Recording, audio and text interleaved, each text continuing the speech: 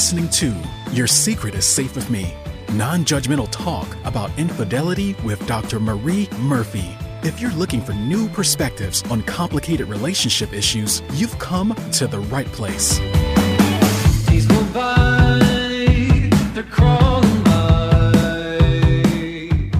Hi, everyone. I'm Dr. Marie Murphy. I'm a relationship coach, and I help people who are engaging in anything they think counts as infidelity to deal with their feelings, clarify what they want, and make decisions about what they're going to do. No shame, no blame, no judgments. A lot of the so-called advice out there for people who are engaging in infidelity is little more than thinly veiled judgment, but that is not what I provide. I believe you are entitled to guidance and support that respects the fullness of your humanity and the complexity of your situation, no matter what you're doing. So when you're ready to begin the process of resolving your infidelity situation in a way that's truly right for you, I can help you do it. When you're ready to talk, you can schedule an introductory coaching session with me through my website, mariemurphyphd.com. I offer confidential, compassionate coaching via Zoom so we can work together no matter where you're located. Okay, today we're going to talk about something that can sound completely obvious when we're considering it or thinking about it in abstract terms, but is rarely obvious when we are in the midst of an infidelity situation that we find confusing or overwhelming or stressful or bewildering or all of those things and then some. And that simple thing is this: you can only deal with your infidelity situation one step at a time, one piece at a time, one question at a time, one worry at a time, one hope at a time, one decision at a time, one action at a time, etc. And again, I realize that might sound absurdly obvious. But what sounds obvious to us in a relatively unagitated state can completely go out the window when we think we have a big, messy, complicated, problematic, multifaceted, impossible to resolve infidelity situation on our hands. When we think we're dealing with a complex situation and we think that complex situation needs to be resolved as quickly as possible, we tend to forget that we can only do one thing at a time. And instead, we tend to think that we need to be able to solve for all of the things at once.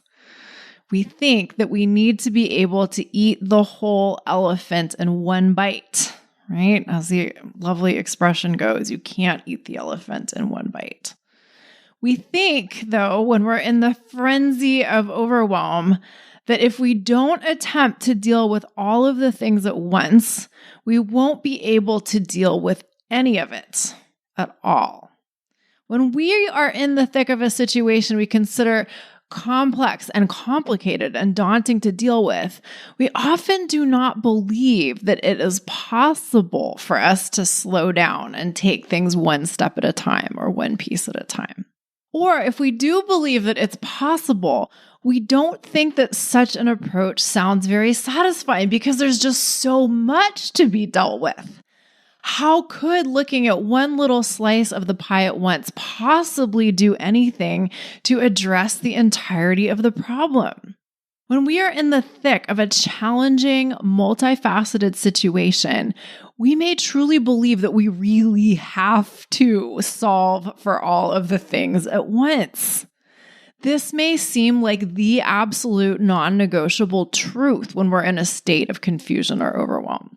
We think that if we don't eat the whole elephant in one bite, we'll never be able to eat it because taking it one bite at a time would take us forever, and we don't want it to take forever. We just want to get it done as quickly as possible.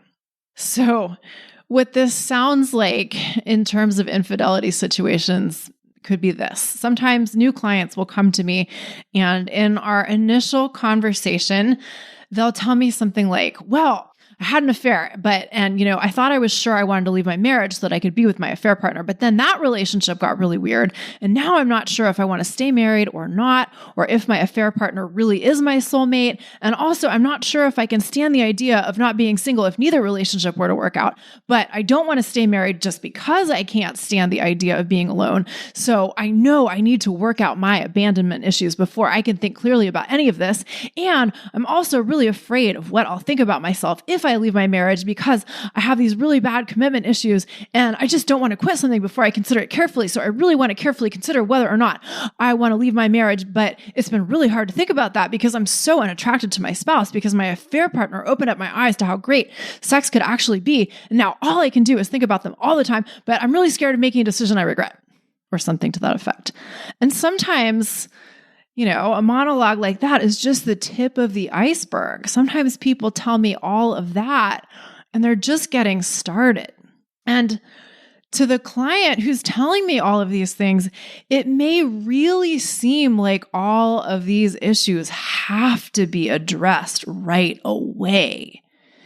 Each element of their situation may seem equally important and equally urgent and equally confusing and equally knowable. To the person in this kind of a situation, it can really seem like they have to know everything before they can know anything. And this is totally understandable.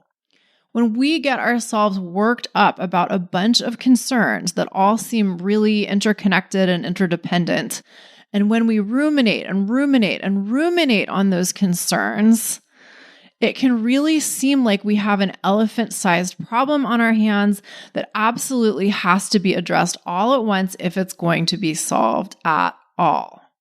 But this simply doesn't work. Dealing with an elephant-sized problem all at once does not work, and we need to know that. We also need to know that when our minds get into a frenzied state of trying to solve for all of the things at once, we have to do something about that. We can't just let our minds run amok. We need to be able to slow down and take a look at one piece of our situation at a time so that we don't stay lost in the forest forever. And I will say that this is one of the reasons why it can be so very helpful to have someone to talk to about your infidelity situation. Sometimes before we can slow down and deal with one thing at a time, we really need to have the opportunity to unload. We really need to have the opportunity to talk about all of the things before we can focus on one thing at a time. Sometimes we have to allow our thinking about our situation to be really messy and scrambled and all over the place before we can begin to simplify our thinking. And as such, it can be really, really, really helpful to share the contents of our messy mind with another human. Sharing our story and allowing someone to witness us as we tell our story allows us to begin to change our relationship to our story, the story of our life. And obviously, I am one such person who can compassionately witness your big, messy, unwieldy story about what's going on with your infidelity situation.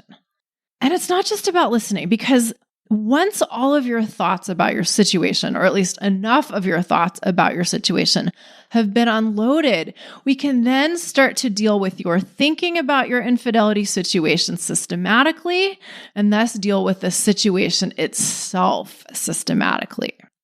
Once we unload the contents of our messy mind, we can use our power to think in ways that serve us well and help us get more of the kinds of experiences we want to have in life, instead of allowing our crazy, messy minds to drive us crazier and crazier and crazier. Because so often what happens when we try to answer all of our questions at once, or figure out all of the things related to our infidelity situation at once, is that we don't figure anything out, and we don't answer any of our questions, and we don't resolve much of anything. Or we may come to some sort of decision or conclusion, but then we may think we need to question ourselves, and then we may get into the habit of second guessing ourselves. And all of that is bad enough, but on top of that, we take our inability to come to any kind of answers or resolutions or decisions as an indication that we are even more confused than we thought we were. We may take our indecision as an indication that we truly don't know what we want. We may say to ourselves, I've been trying to think all of this through for so long and I haven't come up with any answers. So I guess I just can't trust myself to know what I want or to make any decisions or to figure out what's right for me. And when we think this way, we start to feel even worse. And then our thinking may become even more convoluted and unhelpful. And then we create even more evidence for ourselves that we don't know what we want to do about our infidelity situation, and we have no idea how to figure it out. And if you've been there, or if you are there in the kind of place mentally that I'm describing, you know that this feels terrible. Being perpetually confused or uncertain feels bad enough, but believing that you don't have the capacity to get out of confusion or uncertainty feels even worse. So here's what I want you to know, or at least here's what I really want you to consider, even if you're not inclined to immediately accept this idea. You really can deal with your infidelity situation one piece at a time, one step at a time. If you have been trying to deal with all of the things at once, or at least lots of different elements of the situation all at once, and that hasn't been working, here's my suggestion. It's time for a new approach. If you've been ruminating to the point where you've gotten yourself into a pretty good state of paralysis through analysis, you probably have a pretty good idea of what your major challenges within or concerns about your infidelity situation are. So, to use a super common example, some folks who are married or partnered and are considering leaving their committed relationship, at least partially because they want to have a relationship with their affair partner, are often concerned about some or all of the following things. Is their relationship with their affair partner solid? If they leave their marriage and they're able to be with their affair partner on quote unquote normal terms, will that relationship just fizzle out?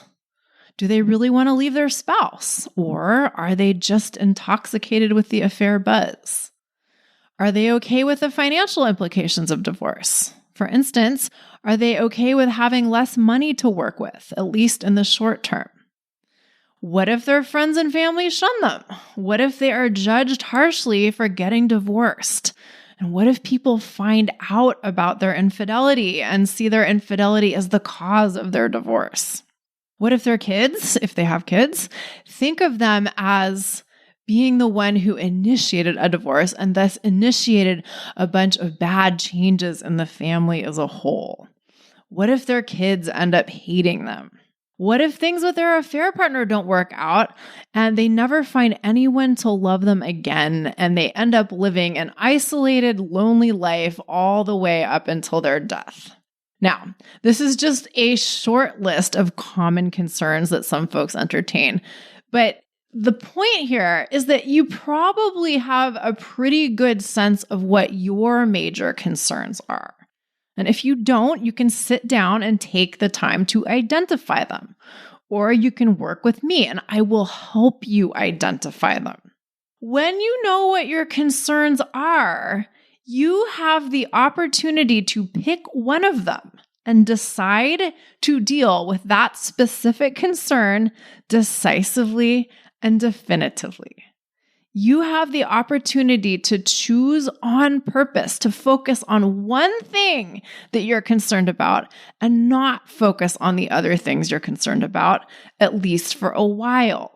You can address all of those other things when it's their turn. Now, I will tell you that this is super, super important to do. And I will also tell you that if you try to do this, if you try to focus on just one of your concerns instead of allowing yourself to mentally juggle all of your concerns at once, your mind will probably become very upset with you almost instantaneously. In fact, your mind may try to tell you that you absolutely must continue to try to juggle all of your concerns simultaneously, or else. Your mind will probably try to tell you that focusing on one and only one of your concerns at a time is foolish or impossible or both. Here's your job. Don't believe your mind. Your mind may well have gotten pretty darn accustomed to its own drama. If you're used to being in paralysis through analysis mode, this may be uncomfortable, being in that state of thinking and being, but to your mind, it's a familiar use of its own capacities, and it's creating a familiar form of discomfort for you. So on some level, you and your mind are probably very committed to attempting to figure everything out at once, if that's what you've been doing for a while. But if trying to consider all of the considerations at once isn't working for you, you have the opportunity to remember that the mind makes a wonderful servant, but a terrible master, right? The mind makes a wonderful servant, but a terrible master. That line is attributed to Robin Sharma or Sharma, but I am sure that idea is as old as the hills, right? Anyway, if letting your mind try to juggle all of the questions and concerns and worries and hopes and fears you have about your infidelity situation at once isn't getting anywhere good, you may have to gently step in and firmly manage what is going on in that mind of yours. You don't have to let it be the boss of you. You can be the boss of it. But you and your mind may not want to do that. You and your mind may not want to step into these new roles. Focusing on one question instead of allowing ourselves to attempt to address all of the questions at once can be really uncomfortable. And this is true for multiple reasons, including the one I just mentioned. If you're in the habit of using your mind to jump from one question or one problem to the next, you and your mind may be used to doing that. And any change in established patterns can be strange and therefore a little uncomfortable. But another reason why focusing on one question at a time may be uncomfortable is that you may be asking yourself some questions that are pretty emotionally challenging for you to answer. And it may not feel great to confront that stuff and actually focus on it in a sustained way.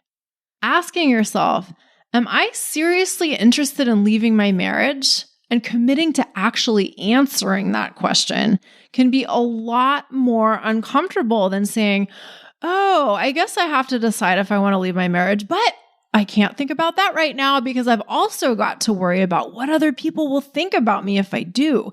And, oh yeah, I also have to consider the possibility that I might end up alone with no one and then I'll be lonely until I die. That sort of distraction can feel a lot easier than focus. Entertaining a lot of different concerns in a vague way can feel a lot less uncomfortable than truly tackling a single concern or question or decision in a definitive way. Telling ourselves we have so much to think about that we can't possibly make a decision can feel a lot less uncomfortable than actually making a decision and deciding that we are going to stick with it. So, there's nothing wrong with you if you've been letting your mind keep on juggling multiple concerns without seriously addressing any of them. If you've been doing this, your brain is not broken. To one degree or another, you've just been doing things that humans tend to do, which is look for ways to enhance or maximize our experience of comfort and look for ways to avoid or decrease our experiences of discomfort. But If you want to make any decisions about your infidelity situation, if you want to make any changes in your infidelity situation, you're going to have to do the uncomfortable thing of focusing on one thing at a time, addressing one concern at a time, answering one question at a time, making one decision at a time. Now, sometimes people say to me, well, all of the decisions I have to make are contingent upon other decisions, so I can't possibly make any decisions in isolation. And there are many things I can say in response to that, but the simplest and most important for you to consider is this. Although your decisions may be very closely related in your estimation, they probably are not as truly contingent upon each other as you think they are. Sometimes telling ourselves that one decision is contingent on another decision that we need to make is just a means of avoiding making a decision that we think doesn't actually count as a means of avoiding making a decision. And furthermore, even if our decisions are indeed related or even truly contingent upon other decisions, we still have the option of starting somewhere. We still have the option of starting with one piece of the puzzle and putting the other pieces into place from there, even if we have to move some things around as we address other pieces of what's going on in conjunction with the original piece we started with. Because after all, what's the alternative to just getting started somewhere, right?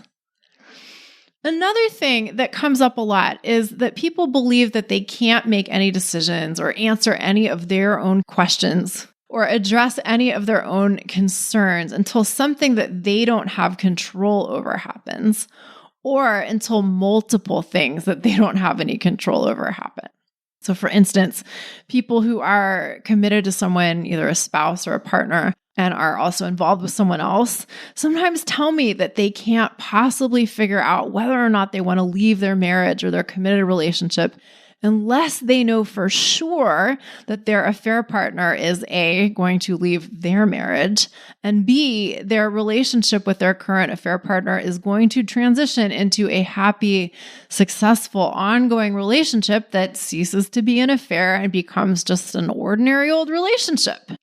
And then they sometimes go on to tell me that because they can't decide whether they want to leave their marriage or not, because they don't know if those two things are going to happen, they can't really tackle any of the other concerns they have about their situation.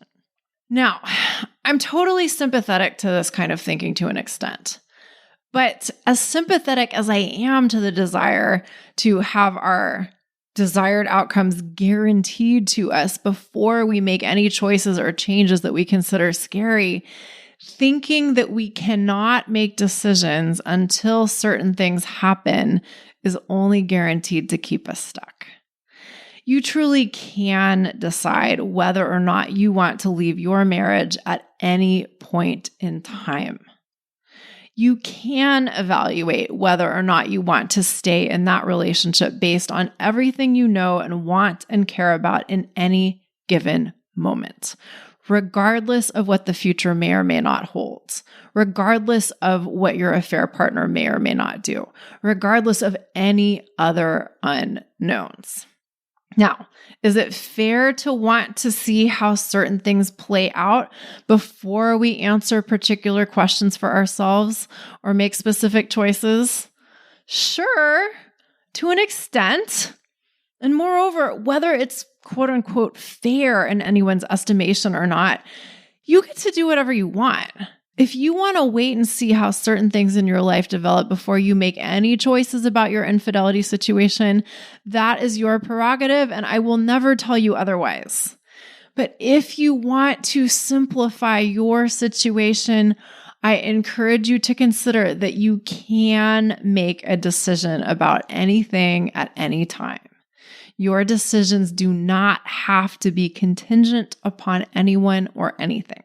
Now, sometimes I'll be talking to a client about this and they'll say, okay, I see that technically my decisions don't have to be contingent upon anything, or figuring out what I want in relation to this piece of my situation doesn't have to be dependent upon anything else happening in a particular way first. But then they'll say something like, well, I still think that all of the pieces of my situation are so related to each other that I can't possibly figure out where it's most productive for me to start. How can I possibly focus on just one piece of my situation when they're all so interrelated and therefore I don't know which piece to start with? I think this is a fair concern, but only to an extent. The order in which we address the various questions and concerns and decisions and hopes and fears and whatevers within our infidelity situation can matter. And when I work with folks one-on-one, I help them figure out what elements of their situation need to be addressed first or sooner rather than later, and which can definitely wait until later.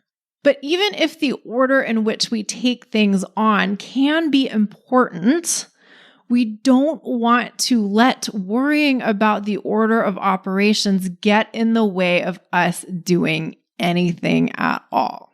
And sometimes that's exactly what happens. And usually it's a lot better to start somewhere than to not get started at all, right? So if you're following along with me here and you're on board with the idea that addressing one relatively limited aspect of your infidelity situation at once might be a helpful approach for you to adopt, but you're starting to freak out a little about which piece of the pie to tackle first, here's my suggestion. Just pick something. You do not have to make this decision difficult or complicated. Just pick one thing to focus on. It can be as arbitrary of a choice as you like. That might sound flippant, but I assure you it isn't. Far from it. When we have gotten really stuck in the quicksand of our own thinking, we really need to start to relate differently to our own thoughts and our own mental tendencies if we want to pull ourselves out of that quicksand. And so you can start by saying to yourself, okay, I'm going to pick one piece of my situation to deal with, and then you can actually do that. And simply by doing that, simply by making that choice, you begin to show yourself that you really can manage your mind. Simply by making the choice to focus on one thing, and no matter what it is, you start to show yourself that you can trust yourself to make a decision. You can decide what step you're going to take first. You can decide what decision you're going to make first. And then you can follow through on that decision by actually focusing on that one thing you selected and temporarily taking your focus away from the other elements of your situation you may consider important. And then you can put your efforts into answering that one question you've decided to focus on, or making that one choice, or figuring that one thing out. And when you concentrate your energy in this fashion, instead of dispersing it all over the place, trying to think about all the things at once, you stand a much better chance of actually making some headway on whatever that one particular matter is. And when you do that, you then begin to show yourself in very concrete terms that you really can deal with your situation one step at a time, because you have, in fact, just dealt with one piece of it. Maybe a small piece of it, but a concrete piece of it still. And this is how we, A, build trust in ourselves and our capacity to figure things out, and B, how we slowly but surely deal with complex, multifaceted situations that cannot be resolved in one fell swoop or in one huge bite. You may not be able to eat the elephant all at once, but you can make steady progress by being willing to take one bite at a time. Now, I want to make something absolutely clear. You may need help doing this. In telling you that it's important to deal with your situation one piece at a time, I am not suggesting that you should by virtue of having this knowledge or guidance, automatically be able to do this all by yourself. You might be, of course. Sometimes all we need is a little nudge in the right direction, and we're able to do things differently on our own. But sometimes we need help, and that is not a bad thing at all. I will tell you that when my mind is a total mess and I think I have some big, huge, messy, impossible to solve problem on my hands, I want nothing more than to have my coach help me slow down and take it one step at a time. Because I practice what I preach. And there are times when I can do this for myself. That is, take a problem and take it one step at a time instead of trying to eat the elephant in one bite. But there are also times when I am so overwhelmed that I want my coach to hold my hand, figuratively speaking, and help me deal with the problem that seems overwhelming and messy to me. Because I know that if I get help, I will feel better sooner. And that in and of itself is quite a valuable thing. But in addition to that, when I get help, I will be able to deal with my problem more efficiently than I would have been able to on my own. And perhaps a lot more effectively than I would have been able to on my own. And there are times when feeling better and dealing with something more efficiently and effectively than you could have on your own is absolutely literally priceless, at least in my opinion, because we've only got so much time in this one life of ours, or at least in this particular incarnation of ours. And we probably want to make the best use of our time that we can.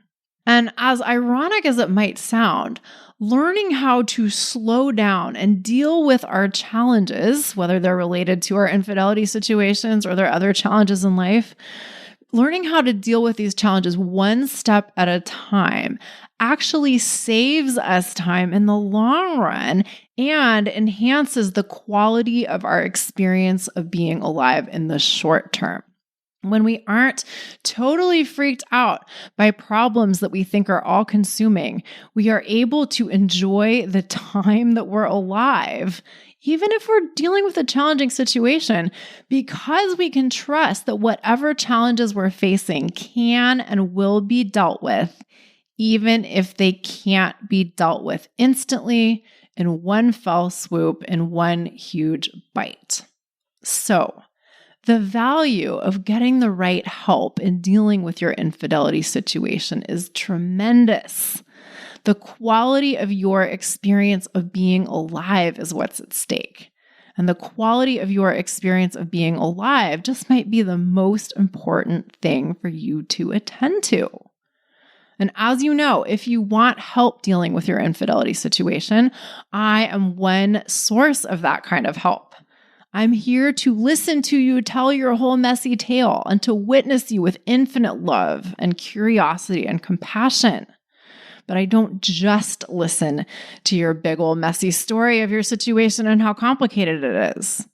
After you've had a chance to share your story and unload all of your thoughts, we get to work on dealing with your situation one manageable step at a time. And when you take a situation that way, there's nothing you can't do to resolve it. Or I should say, there's nothing that stands in the way of resolving it. That's what I mean. So when you're ready to talk, you can schedule an introductory coaching session with me through my website, mariemurphyphd.com. I can't wait to meet you. All right, everyone. Thank you for listening and have a great week. Bye for now. Thanks for listening to Your Secret is Safe with Me with Dr. Marie Murphy. Make sure to click subscribe to get updates on our latest episodes.